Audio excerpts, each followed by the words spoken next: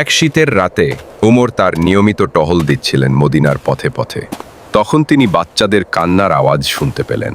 শব্দ অনুসরণ করে কারণ খুঁজতে গেলেন। তিনি দেখলেন একজন বিধবার চারপাশ ঘিরে কয়েকটি বাচ্চা কাঁদছে। কারণ জিজ্ঞাসা করতেই মহিলাটি বললেন যে ক্ষুধার জ্বালায় তারা কাঁদছে।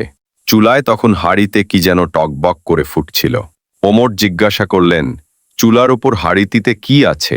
মহিলাটি উত্তর দিলেন যে ওতে কয়েকটি নুড়ি পাথর ছাড়া আর কিছুই নেই। বাচ্চাদের এভাবে ভুলিয়ে রাখা হচ্ছে যতক্ষণ না তারা ঘুমিয়ে যায়।